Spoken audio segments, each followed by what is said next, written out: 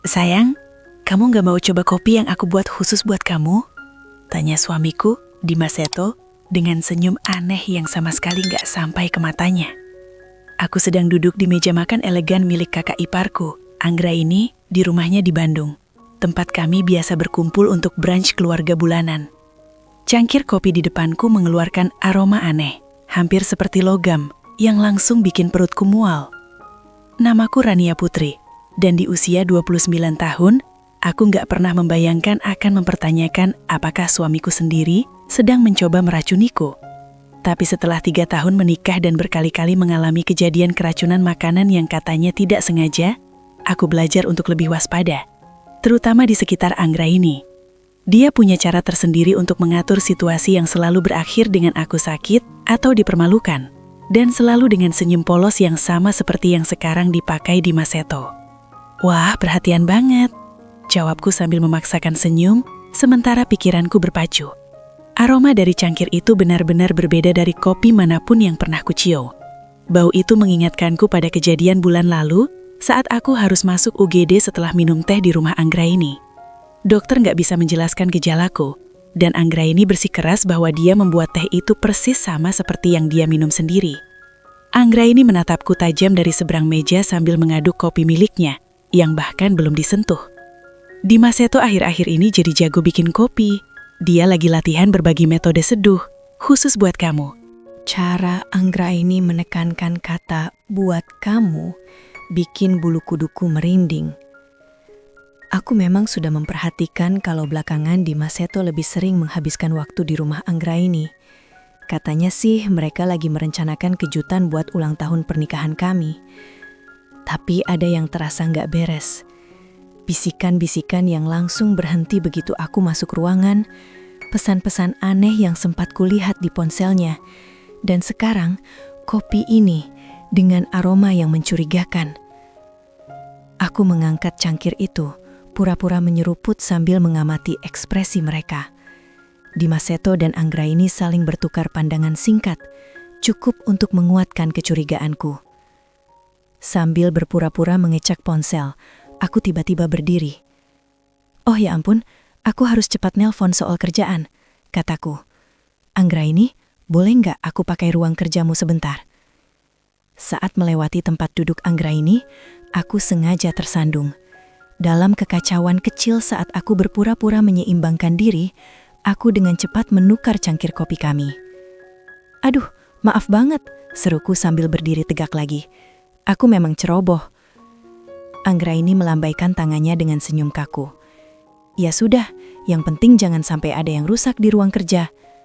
Aku mengangguk dan segera pergi. Jantungku berdegup kencang. Dari ambang pintu ruang kerja, aku masih bisa melihat mereka di meja makan. Sekarang aku hanya perlu menunggu dan melihat.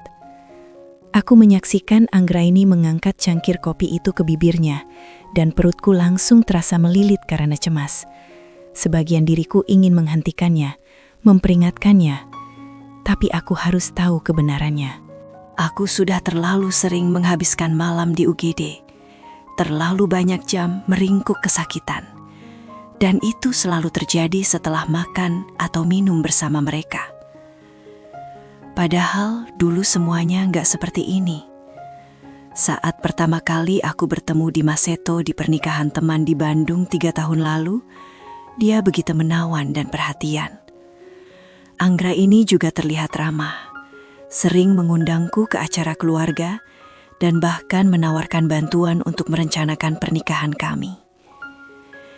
Tapi kalau dipikir-pikir sekarang, seharusnya aku sudah melihat tanda-tandanya. Cara dia nggak sengaja menumpahkan sesuatu ke bajuku di acara-acara penting. Atau bagaimana makanan di piringku selalu terasa terlalu berbumbu saat dia ikut memasak. Semua kejadian itu awalnya terlihat sepele. Sakit perut ringan di sini, reaksi alergi ringan di sana. Dimas Seto selalu punya alasan siap pakai. Mungkin kamu makan sesuatu sebelumnya. Atau kayaknya kamu lagi mau sakit. Tapi polanya makin lama makin jelas. Yang paling parah terjadi 2 bulan lalu, saat aku sampai harus dirawat di rumah sakit setelah sarapan di rumah mereka. Dokter menemukan jejak sesuatu di tubuhku yang gak bisa mereka identifikasi. Tapi Dimas Seto berhasil meyakinkan semua orang kalau aku pasti minum obat kedaluarsa. Aku mencengkram kusen pintu, menahan napas saat melihat Anggraini meneguk kopi itu sekali lagi. Dimas Seto sibuk mengetik di ponselnya. Kelihatan sama sekali tak peduli. Cangkir kopiku sendiri, yang sama sekali belum kusentuh, tergeletak dingin di meja, tepat di tempat aku meninggalkannya. Bau logam itu masih tercium, bikin aku merinding. Tiba-tiba aku melihat sedikit getaran di tangan Anggraini. Dia meletakkan cangkirnya, wajahnya mendadak pucat. "Dimas Seto," katanya dengan suara gemetar. "Ada yang gak beres." Dimas Seto mendongak, ekspresinya berubah dari bingung jadi horor saat dia sadar cangkir mana yang sedang diminum Anggraini. Dia meloncat berdiri sampai kursinya terjungkal. "Anggraini, ada apa?" teriaknya. Tangan Anggraini kini gemetar hebat. Aku enggak." Dia mencoba berdiri, tapi tersandung dan harus berpegangan pada tepi meja supaya nggak jatuh. "Dimas Seto, kamu masukin apa ke kopi itu?" Aku melangkah keluar dari ruang kerja, ponselku sudah merekam. Dimas Seto kini berada di samping Anggraini, wajahnya pucat pasi. Itu bukan buat kamu," bisiknya. Tapi dalam keheningan ruang makan, kata-katanya terdengar jelas. Mata Anggraini membelalak, penuh kesadaran dan ketakutan. "Telepon ambulans?" Dia terengah, lalu ambruk ke lantai. "Tolong, aku nggak bisa." Aku langsung menekan 911. Tanganku tetap tenang meski kekacauan terjadi di depan mata. Anggraini kini tergeletak di lantai. Tubuhnya diguncang kejang hebat. Dimas Seto berlutut di sampingnya, kepanikan terpampang jelas di wajahnya. Saat dia sadar, rencana mereka berbalik arah dengan cara yang paling buruk. "Layanan darurat, kami butuh ambulans di 1542 Maple Grove Drive," kataku dengan jelas, sambil tetap merekam dengan tangan satunya. "Kakak ipar saya mengalami reaksi parah setelah minum kopi. Dia masih sadar tapi mengalami kejang." Saat aku berbicara dengan operator, mata Anggraini menatap lurus ke arahku. Tatapan dingin penuh perhitungan yang biasa dia tunjukkan kini tergantikan oleh ketakutan murni. "Rania Putri," katanya terengah. Kamu tukar cangkirnya. Kamu tahu." "Bu, ambulans sedang dalam perjalanan," kata operator meyakinkan. "Tolong tetap di sambungan." Dimas Seto makin panik setiap detiknya. "Anggraini, ada apa? Itu seharusnya enggak. Maksudku, itu enggak." "Diam, Dimas Seto," bentak Anggraini lewat gigi terkatup. Amarahnya sesaat mengalahkan rasa sakit. "Ini semua salah kamu. Kamu bilang itu cuma bakal bikin dia cukup sakit supaya nggak datang ke rapat dewan minggu depan. Kamu janji nggak bakal bisa dilacak." Darahku terasa membeku. Rapat dewan. Tempat aku dijadwalkan mempresentasikan proposal untuk klien besar.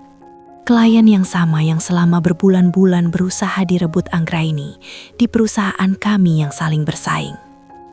Semua mulai masuk akal. "Teh bulan lalu," kataku. Suaraku mengejutkanku sendiri karena terdengar tenang. "Dan kejadian sarapan 2 bulan lalu? Itu semua bukan kecelakaan, kan?" Wajah Anggraini terdistorsi oleh gelombang rasa sakit berikutnya. "Teh itu seharusnya bikin kamu tetap di rumah waktu presentasi kontrak Johnson," katanya terengah. Sambil memegangi perutnya, tubuhnya meringkuk. Dia terdiam sejenak, napasnya terputus-putus. Dimas Seto bilang, bilang kita cuma perlu merusak reputasimu. Bikin klien mikir kamu nggak bisa diandalkan. Suara sirine mulai terdengar di luar. Dimaseto berdiri dan mundur perlahan dari kami berdua. "Anggraini, berhenti ngomong. Kami nggak tahu apa yang kamu katakan," katanya panik. Aku tahu persis apa yang aku katakan. Anggraini menyembur. Ucapannya mulai pelo. "Kita udah merencanakan ini berbulan-bulan, sejak Rania Putri mulai ngalahin aku di setiap pertemuan klien. Kamu seharusnya memastikan dia minum kopi itu hari ini." Para medis menerobos masuk lewat pintu depan. Aku segera menepi memberi mereka ruang saat mereka mengangkat Anggraini ke atas tandu. Aku menghentikan rekaman, lalu mengirim videonya ke email pribadiku, dan setelah itu ke pengacaraku. Dimaseto berdiri kaku, menyaksikan rencana yang ia susun dengan rapi runtuh di depan matanya. "Aku ikut ke rumah sakit," kataku pada para medis dengan suara tegas. "Bagaimanapun juga, aku harus memastikan kakak iparku mendapatkan perawatan yang tepat." Aku menatap Dimaseto tepat di matanya yang dipenuhi ketakutan. Dan aku yakin para dokter akan sangat tertarik mengetahui apa sebenarnya isi kopi itu. IGD Rumah Sakit Bandung General dipenuhi kesibukan. Para dokter bergegas menangani Anggraini. Aku duduk di ruang tunggu, ponsel tergenggam erat di tangan, memutar ulang rekaman pengakuan Anggraini. Getaran di suaranya, kepanikan di matanya. Semua itu cukup untuk membuktikan kalau ini bukan sekedar paranoiaku. "Keluarga Anggraini Anderson, panggil seorang perawat." Aku berdiri, menyadari Dimaseto tidak ada di sana. 20 menit lalu, dia bergumam soal memarkir mobil, lalu tak pernah kembali. "Aku adik iparnya," kataku sambil mengikuti perawat melewati pintu ganda. "Bagaimana keadaannya?" "Dia sudah stabil, tapi kami menemukan kadar racun yang mengkhawatirkan di dalam tubuhnya," jawab perawat dengan wajah serius. "Dokter ingin berbicara dengan Anda tentang temuan yang tidak biasa di hasil tes darahnya." Dokter Wulandari, seorang perempuan tinggi berambut abu-abu dengan sorot mata tajam, sudah menunggu di dekat kamar Anggraini. "Nyonya Bennett, bisa ceritakan secara rinci apa yang terjadi sebelum kakak ipar Anda sakit?" tanyanya. Aku menarik nafas dalam-dalam dan mengeluarkan ponsel. "Saya rasa dokter perlu mendengarkan ini dulu." Aku memutar rekaman dari acara brunch, sambil melihat ekspresi dokter berubah dari profesional penuh perhatian menjadi terkejut. "Ini sangat serius," katanya sambil mencatat di tablet. "Zat yang kami temukan bukan sesuatu yang bisa masuk ke kopi secara tidak sengaja. Ini jelas kontaminasi yang disengaja." Saat itu juga, Dimaseto muncul di ujung lorong. Wajahnya pucat dan berkeringat. Jelas dia mendengar ucapan dokter tadi. "Nania Putri," katanya sambil melangkah ke arahku. "Biar aku jelasin." "Mundur," peringat dokter Wulandari sambil menekan tombol panggil perawat. "Keamanan ke ruang 412, sekarang." Dimaseto mengangkat kedua tangannya, tanda menyerah. "Ini semua salah paham. Anggraini lagi bingung. Dia nggak tahu apa yang dia omongin, sungguh." Aku lalu membuka pesan-pesan yang kutemukan di ponselnya minggu lalu, yang diam-diam sudah kukirim ke ponselku sendiri. "Jadi, pesan-pesan antara kamu dan Anggraini tentang memastikan dia nggak bisa tampil sebelum presentasi Henderson itu cuma obrolan biasa?" Wajahnya langsung kehilangan warna. "Kamu ngecek ponselku? Setelah aku nemu barang aneh di laci mejamu, iya." Aku menoleh ke dokter Wulandari. "Dokter, saya sudah 3 kali dirawat di rumah sakit dalam 6 bulan terakhir karena gejala yang tidak bisa dijelaskan. Saya ingin tahu apakah itu cocok dengan apa yang Anda temukan di tubuh Anggraini hari ini." Mata dokter menyipit. "Kami perlu menjalankan tes perbandingan." Dia lalu menoleh ke arah petugas keamanan. "Keamanan akan memastikan suami Anda tetap tersedia untuk dimintai keterangan." 2 petugas keamanan muncul dan langsung berdiri di kiri dan kanan Dimaseto. Wajahnya terlihat hancur. Topeng tenang yang selama ini ia pakai runtuh sepenuhnya. Aku dan Anggraini, ia tergagap. Kami cuma mau bantu kamu pelan-pelan. Kamu kerja terlalu keras, ambil semua klien besar. Anggraini bilang kalau kita bisa bikin kamu istirahat sebentar dengan meracuniku, potongku. Suaraku tetap tenang meski tanganku gemetar karena amarah. Sudah berapa lama kalian melakukan ini? Waktu pesta Natal juga kamu yang mengutak-atik makananku. Dimas Seto terdiam. Itu sudah cukup jadi jawabannya. Di belakangnya aku bisa melihat kamar Anggraini. Dia terbaring terhubung dengan berbagai monitor. Kesombongan yang tadi terlihat sudah hilang, digantikan ketakutan seseorang yang sadar rencananya akhirnya terbongkar. Kompol Arif Prasetyo sedang dalam perjalanan, kata Dokter Wulandari pelan. Dia akan meminta keterangan dari semua pihak yang terlibat. Aku mengangguk, merasakan ketenangan aneh. Kebenaran akhirnya keluar dan tidak ada jalan kembali.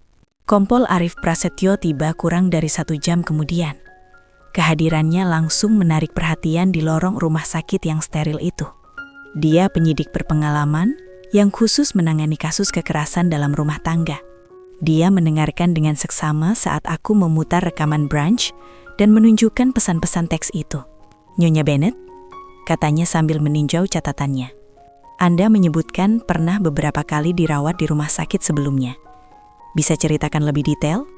Aku kembali mengeluarkan ponsel dan membuka sebuah dokumen yang sudah lama aku rawat selama berbulan-bulan. Yang pertama, bulan Februari, setelah makan malam di rumah Anggraini. Aku mengalami sakit perut parah dan pusing. Yang kedua, bulan April, insiden teh itu. Lalu bulan Juni, setelah sarapan bersama mereka. Suaraku tetap stabil saat melanjutkan. Setiap kali gejalanya mirip, tapi selalu sedikit berbeda. Sampai dokter nggak pernah bisa memastikan penyebabnya. Mata detektif menyipit saat melihat catatan rinci berisi tanggal, gejala, dan situasi yang kualami. Dan kamu sudah mencatat semua ini sejak menyadari polanya. Aku ragu sejenak, lalu mengeluarkan ponsel lain dari tasku. Aku juga mulai membawa ponsel cadangan dengan nomor berbeda. Aku pakai itu buat merekam percakapan saat bersama mereka. Aku menelan ludah. Ada beberapa rekaman di mana Anggraini dan Dimas Seto membahas rencana mereka, meski mereka hati-hati dan gak ngomong secara terang-terangan. Dalam salah satu rekaman, suara Anggraini terdengar jelas. "Akun Mandala Group nilainya jutaan, Dimas Seto. Kita nggak boleh biarin dia merusak semua yang sudah kita bangun. Ikuti saja rencananya. Beberapa hari sakit sudah cukup." Jawaban Dimas Seto sama mengerikannya. "Aku punya sesuatu yang lebih kuat kali ini. Dia nggak bakal sempat ikut presentasi." Ekspresi Kompol Arif Prasetyo mengeras saat mendengarkan. Dari balik jendela kamar Anggraini, aku bisa melihat kakak iparku kini sudah sadar dan terlihat jauh lebih tidak percaya diri dibanding saat brunch tadi. "Rumah sakit sedang menjalankan pemeriksaan toksikologi," kata detektif itu. Dokter Wulandari sudah mengidentifikasi beberapa zat yang tidak muncul secara alami. Kami juga perlu mengambil sampel dari rumah Anda. Keributan di ujung lorong menarik perhatian kami. Dimas Seto sedang berdebat dengan petugas keamanan. Suaranya meninggi penuh kepanikan. "Aku harus bicara dengan istriku. Rania Putri, tolong. Kamu nggak ngerti, kami cuma mau melindungi kamu." Kompol Arif Prasetyo melangkah di antara kami. "Tuan Bennett, Anda justru memperburuk keadaan. Kami sudah menemukan bukti perencanaan sebelumnya." "Perencanaan?" Dimas Seto tertawa hampa. Suaranya menggema di lorong. "Kami cuma mau memperlambat dia. Dia kerja sampai mau mati. Ambil semua akun besar. Anggraini bilang kalau kita bisa bikin dia istirahat sebentar dengan meracuninya." Suara Kompol Arif Prasetyo tajam memotongnya. "Itu bukan perlindungan, Tuan Bennett. Itu Percobaan pembunuhan. Wajah Dimas Seto langsung pucat. Pembunuhan? Tidak, itu bukan. Kami nggak pernah berniat. Lalu, sebenarnya apa yang kalian maksud? Tanyaku. Suaraku terdengar mengejutkan tenang. Waktu kamu memasukkan sesuatu ke kopi aku pagi ini, apa yang seharusnya terjadi? Dimas Seto terdiam. Keheningannya berbicara lebih keras dari kata-kata apapun. Di belakangnya, aku bisa melihat Anggraini mengawasi dari balik jendela kamar rumah sakitnya. Wajahnya seperti topeng, campuran ketakutan dan perhitungan. Aku bertanya-tanya, apakah dia sedang memikirkan cara memutar cerita ini? Bagaimana menjelaskan berbulan-bulan peracunan sistematis sebagai usaha membantu yang keliru? Kami butuh ponsel mereka berdua, kata Kompol Arif Prasetyo kepada petugas keamanan. Dan saya mau ada petugas di kedua pintu. Tidak ada yang keluar sampai hasil toksikologi keluar. Dokter Wulandari masuk ke kamar Anggraini sambil membawa tablet. Ekspresinya suram saat meninjau hasil tes. Aku dan Kompol Arif Prasetyo ikut masuk. Sementara Dimas Seto tetap di luar bersama para penjaga. Anggraini berusaha duduk lebih tegak di ranjang rumah sakit, tapi getaran di tubuhnya belum sepenuhnya hilang. Laporan toksikologi menunjukkan kadar beberapa zat yang meningkat. Yang paling mengkhawatirkan adalah adanya senyawa tertentu yang biasanya digunakan dalam pengujian farmasi. Itu bukan sesuatu yang seharusnya bisa diakses oleh masyarakat umum. Wajah Anggraini semakin pucat. Itu mustahil, kata Dimas Seto. Aku bilang itu cuma sesuatu yang bikin gejalanya ringan. Gejala ringan? Potong Kompol Arif Prasetyo sambil mengeluarkan buku catatannya. Seperti yang dialami ipar Anda selama 6 bulan terakhir? Pintu terbuka dan detektif lain masuk sambil membawa kantong barang bukti. Kami menemukan ini di laci meja kantor Tuan Bennett di Aruna Marketing Solutions, lapornya, sambil menunjukkan beberapa botol kecil berlabel klinis, lengkap dengan catatan rinci soal dosis dan reaksi. Kakiku terasa lemas saat menyadari sepenuhnya rencana mereka. Kalian mendokumentasikan semuanya, seperti eksperimen. Bukan seperti itu, Anggraini membantah. Tapi suaranya goyah. Kami cuma perlu melacak mana yang berhasil. Beberapa percobaan awal nggak cukup efektif. Kamu tetap datang ke rapat-rapat itu. Lanjut Kompol Arif Prasetyo menyimpulkan, sambil memeriksa botol-botol itu. Jadi kalian menaikkan dosisnya. Apa kalian tahu, zat-zat ini bisa mematikan dalam konsentrasi lebih tinggi? Ruangan langsung hening. Dimas Seto, yang masih terlihat lewat jendela, ambruk ke kursi di lorong, kepalanya tertunduk di antara kedua tangannya. Akun Mandala Group, kataku pelan. Kepingan-kepingan akhirnya tersusun. Ini bukan cuma soal presentasi itu kan? Kalian butuh aku benar-benar tersingkir, karena klien itu secara khusus minta aku jadi lead mereka. Wajah Anggraini terdistorsi oleh campuran amarah dan ketakutan. Kamu menghancurkan semua yang aku bangun. Aku mengembangkan portofolio klien itu bertahun-tahun. Lalu kamu datang dan tiba-tiba semua orang mau kerja sama kamu. Dimas Seto bilang dia bisa membereskannya, kataku. Dengan membunuhku. Kata-kata itu menggantung berat di udara. Penuh tuduhan. Kami nggak berniat. Anggraini mulai berkata. Tapi Dokter Wulandari langsung memotongnya. Konsentrasi zat di kopi yang kamu minum hari ini, kata dokter itu sambil menatap Anggraini lurus, jauh lebih tinggi dibanding sampel-sampel sebelumnya yang kami temukan dari kunjungan rumah sakit Mrs. Bennett. Kalau dia benar-benar meminumnya, dampaknya akan sangat parah, bahkan bisa berakibat fatal.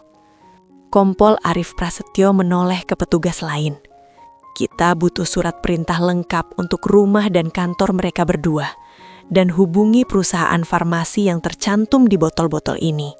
Cari tahu bagaimana mereka mendapatkan zat-zat tersebut. Anggraini terhempas ke bantal. Perlawanan di wajahnya lenyap. Ini Gak seharusnya sejauh ini, bisiknya. Dimas Seto terus bilang kami cuma butuh satu percobaan lagi. Aku melangkah lebih dekat ke ranjangnya. Suaraku tetap tenang, meski tanganku gemetar. Setiap kali aku sakit, setiap rapat yang aku lewatkan, setiap klien yang aku kehilangan, kalian berdua ada di sana. Mengawasi, mencatat, melihat bagaimana racun kalian memengaruhiku. Menurutmu, itu membuat kalian jadi orang seperti apa? Keheningan setelah itu terasa memekakkan. Di luar, aku bisa mendengar Dimas Seto dibacakan hak-haknya saat petugas tambahan datang. Anggraini menatap tangannya sendiri, tak sanggup menatapku. "Detektif," kataku sambil membalikkan badan dari iparku. "Aku siap memberikan pernyataan resmi sekarang." Persidangan berlangsung selama 3 minggu, tapi rasanya seperti bertahun-tahun. Setiap hari aku duduk di ruang sidang, menyaksikan jaksa dengan sistematis memaparkan kasus mereka terhadap Dimas Seto dan Anggraini. Buktinya sangat kuat. Botol-botol dari kantor Dimas Seto, catatan rinci tentang setiap upaya peracunan, rekaman percakapan, serta pesan teks yang membahas rencana mereka. Yang paling membekas bagiku adalah sikap mereka selama persidangan. Anggraini, yang biasanya selalu rapi dan penuh percaya diri, tampak kecil di kursi terdakwa. Dimas Seto bahkan tak sanggup menatapku. Matanya terus tertunduk ke lantai. Para saksi ahli menjelaskan efek mematikan dari zat-zat yang mereka gunakan. Kesaksian Dr. Wulandari sangat memberatkan. Ia memaparkan analisis lengkap yang menunjukkan bagaimana dosis racun itu ditingkatkan secara bertahap dari waktu ke waktu, membuktikan adanya niat jelas untuk menyebabkan cedera serius. Perwakilan perusahaan farmasi mengkonfirmasi bahwa Dimas Seto mencuri senyawa tersebut lewat temannya semasa kuliah yang bekerja di departemen riset mereka. Terdakwa menunjukkan pola perilaku yang terencana, kata jaksa dalam pernyataan penutupnya. Ini bukan sekedar sabotase korporat. Ini adalah upaya sistematis untuk melukai Mrs. Bennet dengan eskalasi yang jelas dan berpotensi menyebabkan kematian. Saat putusan akhirnya dibacakan, aku tak merasakan kegembiraan, hanya kelegaan. Dimas Seto dan Anggraini dinyatakan bersalah atas berbagai dakwaan, termasuk percobaan pembunuhan dan konspirasi. Kata-kata hakim bergema di ruang sidang yang sunyi. Sifat tindakan yang direncanakan dengan matang ini dilakukan terhadap anggota keluarga sendiri dalam jangka waktu yang panjang, menuntut hukuman maksimal. Aku menyaksikan mereka digiring pergi dengan tangan diborgol, sambil memikirkan bagaimana keserakahan dan kecemburuan telah memutarbalikkan 2 orang yang dulu kupercaya menjadi sosok yang sama sekali tak kupenal. Bisnis mereka, reputasi mereka, kebebasan mereka, semuanya dikorbankan demi satu tujuan, menghancurkanku. Setahun setelah persidangan itu, aku berdiri di podium konferensi pemimpin bisnis Bandung, bersiap menyampaikan pidato utama. Ironinya terasa jelas. Inilah persis jenis kesempatan yang dulu coba dicegah Anggraini dariku. Akun Mandala Group yang dulu begitu mati-matian ingin direbut Anggraini dan Dimas Seto, ternyata membuka jalan ke beberapa klien besar lainnya, dan menempatkanku sebagai salah satu eksekutif pemasaran teratas di kawasan ini.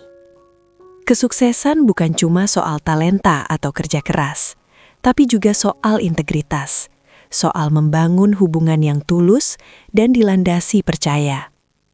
Aku berhenti sejenak, membiarkan kata-kataku meresap. Terkadang ancaman terbesar bagi kesuksesan kita justru datang dari orang-orang terdekat. Tapi melewati tantangan itu membuat kita jadi lebih kuat. Setelah pidato selesai, beberapa profesional muda mendatangiku untuk meminta saran. Seorang perempuan Matanya penuh tekad, bertanya, bagaimana aku bisa tetap tenang sepanjang semua yang kualami. Aku fokus pada hal-hal yang bisa kukendalikan, jawabku. Aku mengumpulkan bukti, percaya pada instingku, dan menolak membiarkan rasa takut menghentikanku mengejar tujuan.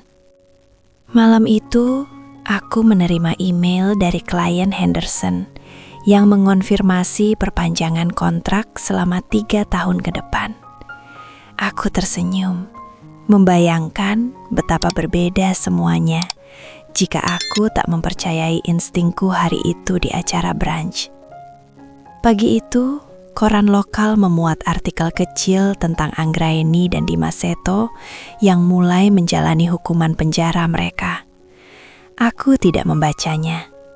Sebaliknya, aku kembali fokus pada proposal untuk proyek klien terbaruku. Karena balas dendam terbaik bukan soal membalas perlakuan orang lain, melainkan terus melangkah maju dan meraih sukses meski ada yang berusaha menahanmu.